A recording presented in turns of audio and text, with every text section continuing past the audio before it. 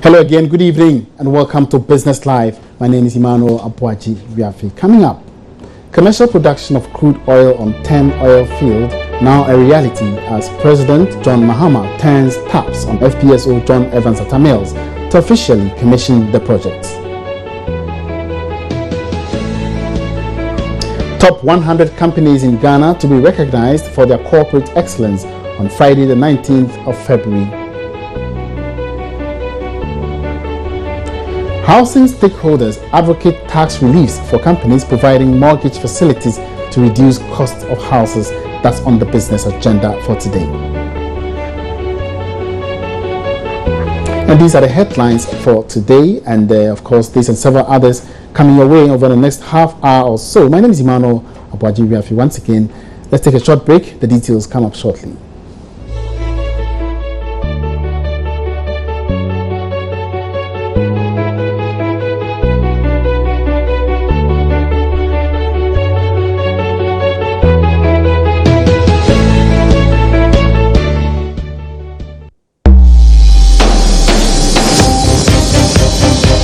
Business Live today is brought to you by GCB Bank.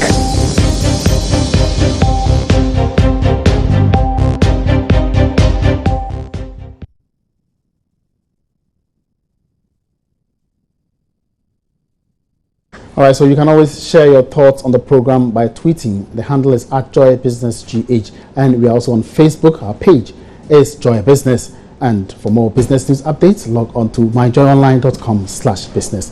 Now to our very first story. President Mahama has formally turned the taps, paving the way for full commercial production of crude oil from the 10 field. This means Tallow Oil can now start working towards the export of crude from the Trinidad, Enyira and Tome 10 oil field. Correspondent George Viafi has sent this report from Takrady. The official commissioning by President Mahama will pave the way for Trinidad, Enyira and Tome to increase daily crude production to about 23,000 barrels. This is expected to increase the total daily production of crude from Ghana's oil fields to about 140,000 barrels. That is Jubilee and 10 put together.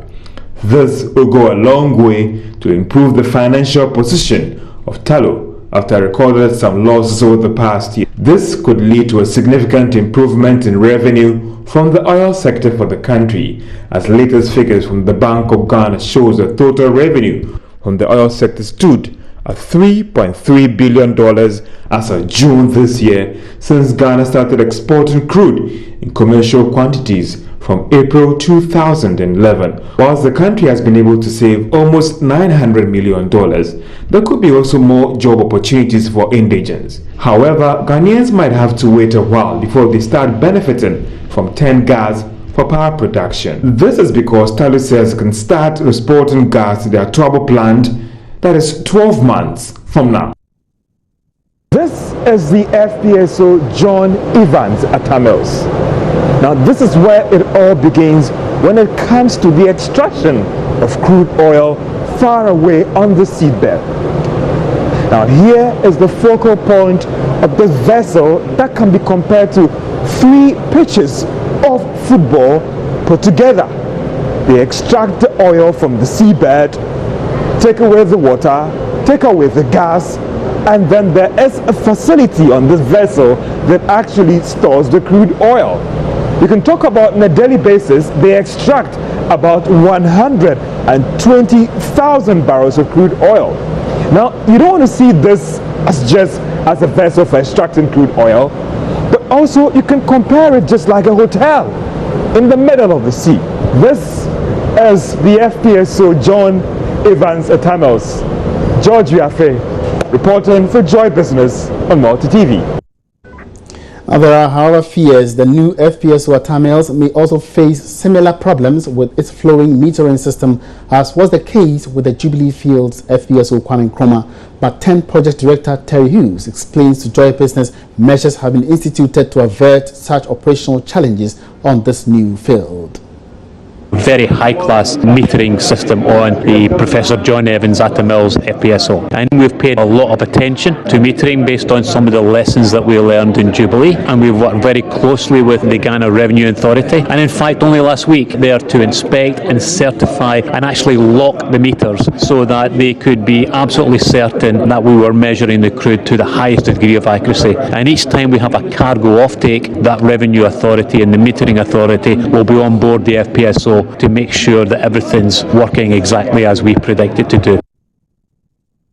Now, the faulty flow metering system of the FPSO reportedly cost the country huge revenues as oil output could not be accurately ascertained. But the Chief Executive of the Petroleum Commission, Theophilus Ahwene, also says they have made progress in ensuring every drop of oil produced is accounted for. On Jubilee, the lessons learned were really documented very well. Under the new regulations that we are developing, what we did was to work with the current operators that even ahead of the regulations becoming law, we had worked with the partners to actually implement these. And one of the things is the fact that for 10, the fiscal metering methodology was based on the new regulations passed. So yes, it is an enhanced methodology for fiscal metering. Elsewhere, they have this graphic display or show of every flow. We haven't gotten there? No, we've gotten there. You would see from the design, the methodology, what we call the tolerance ranges, the arrangement of the various fiscal meters. 10 is superb. Theophilus Ahwene is the CEO, acting CEO, of course, of the Petroleum Commission. Now, turning away from petroleum, the top 100 companies in Ghana are to be recognized on Friday, the 19th of August, for their corporate excellence. This will be at this year's edition of the Ghana Club 100 Awards ceremony, scheduled to come off at the Kempinski Hotel here in Accra. The annual ranking is organized by the Ghana Investment Promotion Center, GIPC. This year's event is under the theme Manufacturing, Steering Ghana's Development. Joy Business throws the spotlight on some indigenous manufacturing firms to ascertain their current situation following a decline in growth in recent years. Power is a main challenge for industries. I think we had operated with a very, shall I say, reasonable cost to power, but over the past year, cost of energy has skyrocketed, and for example, our power cost has more than tripled this year alone. For our current drink industry, the erratic supply of power sometimes destroys some equipment. That's one of the issues that we have. But normally, you should invest in a standby generator, which brings another strain on your cash flow. Getting raw materials in Ghana is also an issue. For us, like this, our glass bottles, we always have to import our glass bottles, same as Coca-Cola, other bottling companies, we all import our glass. So there's not much raw materials that we are able to get in Ghana. That was Richard Ajay, Chief Executive of indigenous brewery company Casapreco, painting a picture of the current state of the manufacturing sector. Kojo Dansododu, the Executive Director of Special Ice Company, producers of Special Ice sachet and bottled water, also added his voice to the issue. We have excise duty on goods and services, which sometimes you wonder, if you're producing water and then you have excise duty on it, and then you have the VAT and you have ad valorem tax as well. It's all making the product very expensive. And in actual fact, the others, you cannot even transfer these costs to the consumer as well, so it makes the foreign goods much cheaper, and then we are the ones we are losing out. To export these products out, you're actually not competitive because you're having a very bad environment when it comes to pricing, so we are actually priced out of the market, in terms of exports as well. Regardless of such challenging operating environment, local beverage manufacturers are holding their own on the international market. How exactly? Here's Casapreco's production manager, Ato Kwanza. In terms of soft drink, we're talking about 24 hours, 40,000 packs. For the alcoholic beverage, we produce 16,000 in 8 hours. Casapreco, currently we do about 30% exports of our products, mainly to the West African sub-region, but we do have some distributors in South Africa, US, and a bit of Europe, but many of our products go into the West African sub-region. Casapreco's chief executive, Richard Ajay, adds they are poised as indigenous manufacturing companies to drive the country's economic growth. For a country's economy to be sustainable and to grow quickly, manufacturing is always the engine of growth. If we're able to produce a lot of stuff here, we will not need to import too many stuff, and this makes our economy more stable. And once we're able to produce a lot of stuff here, we can also send finished goods outside of the country and at least bring in some foreign exchange as well, and to let other countries know what Ghana is doing. We don't only have to send the raw materials outside or the resources outside, for example like cocoa and stuff like that. If you're able to process it here, it will drive our economy. But how could this be achieved?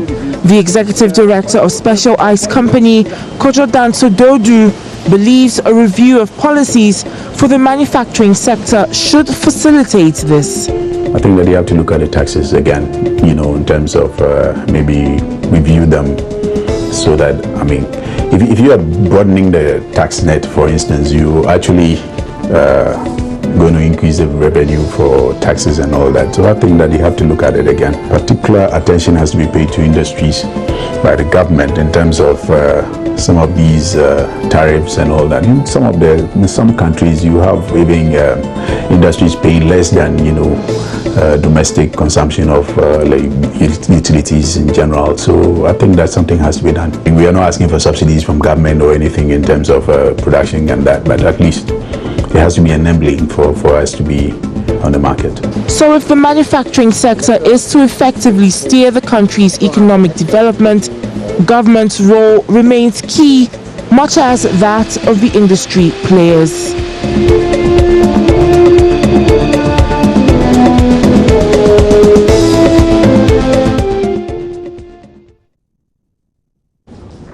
That was a special feature on the local manufacturing sector here in Ghana. We're now turning our attention elsewhere in the world to look at tidbits of business stories.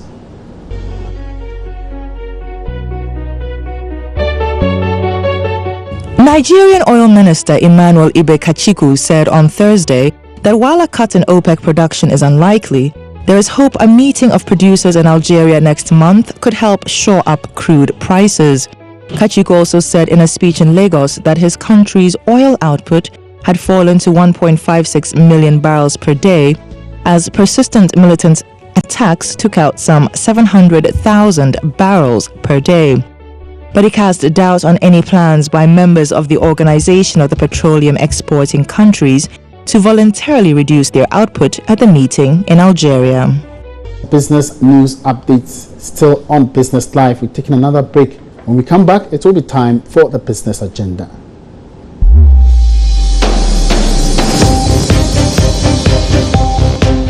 Business Live. Thanks for staying and welcome back. Kuku Aban now brings the business agenda.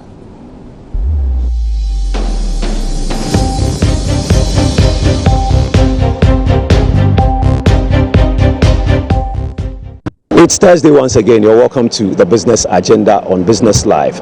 Today's agenda throws the spotlight on the housing sector, where the Managing Director of HFC Bank, Robert Lehant, is calling on government to grant businesses that provide mortgage facilities some tax incentives. According to him, this will go a very long way to drive down the costs and the price of mortgages in the country. Currently, mortgages are selling between $60,000 and $70,000 in the country. That's approximately 240,000 Ghana cedis.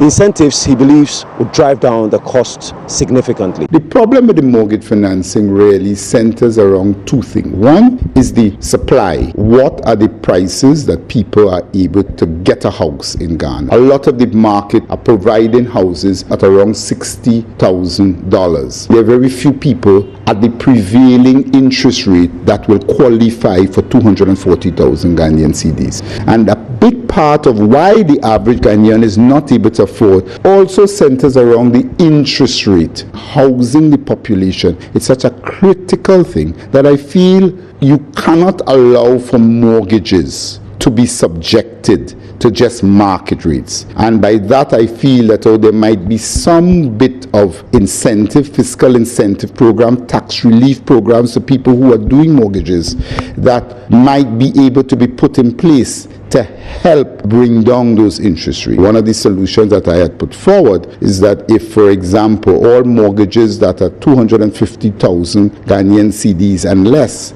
if the interest income on those mortgages could be tax-free, HFC, if I could say emphatically, that any relief that is given to us, that we will definitely pass it on to the customer. You heard Robert Lehant. He's the managing director of HFC Bank. And I'm sure you're wondering what reaction there would be to this. Well, the sales and marketing manager of real estate company Def Traco, Eugene Brekrang, agrees granting tax incentives to businesses that provide mortgage facilities to the populace will go a very long way to drive the prices down. According to him, difficulty in accessing low-cost financing for building houses drives mortgage prices up, the reason why a lot of people cannot afford it. So the incentives, according to him, will bring it a lot more down and will make a lot of difference. It is a good call for that and even more, to be honest. I mean, the biggest contributor to the home ownership situation, I think, is our financing. A lot of it, we can't do anything about it unless we're going to start local production of many of the inputs that goes into houses. And the financing comes with how houses are built, how they are paid for. A lot of the developers have to take loans from the bank at very exorbitant rates. When they finish building, they need to pay back the bank. Then the consumer in the end needs to go back to a bank or a home financing company and say, listen, I need a loan to buy a house. On top of that loan, the government wants some taxes. So you can see the compounding. This is why people feel that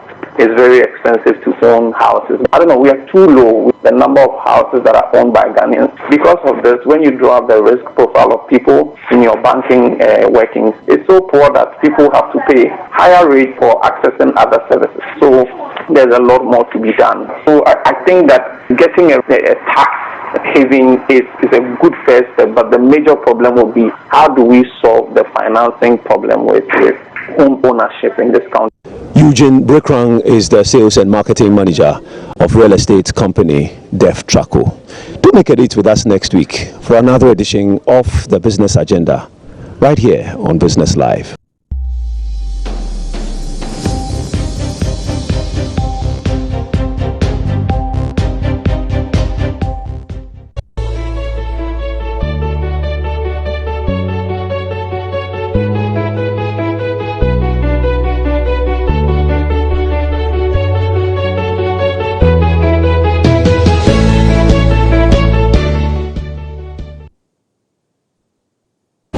So you can catch a repeat of the Business Agenda tomorrow at 1 p.m. on the Marketplace. It's now time for the interview of the day.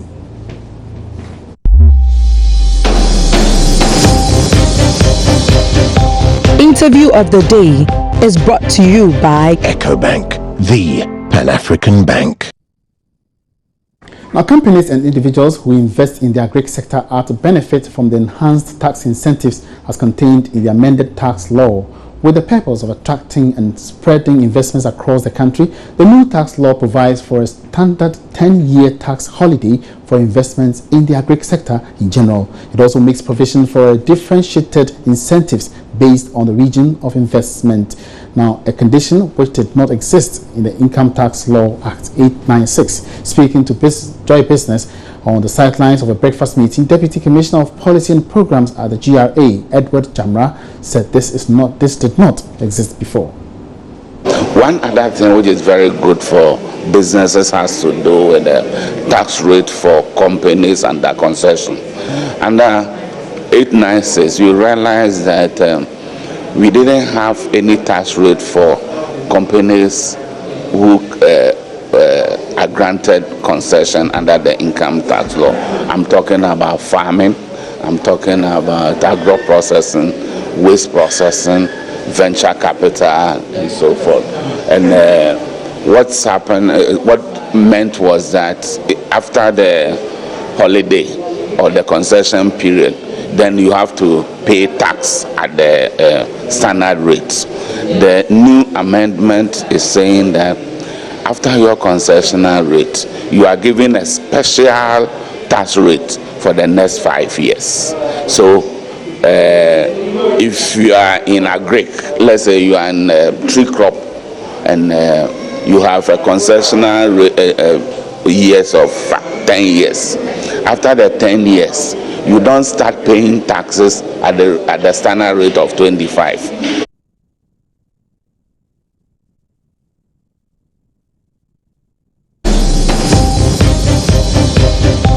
Interview of. And that brings us to yet another edition of Business Live. You can watch this particular program online by logging on to myjoyonline.com/business. You can also tweet your comments and your suggestions at JoyBusinessGH is the handle. You can also go to Facebook if you're a Facebooker by logging onto our page Joy Business. My name is Emmanuel Abuaji. Thank you very much for your company, and do join us again same time tomorrow. Good evening.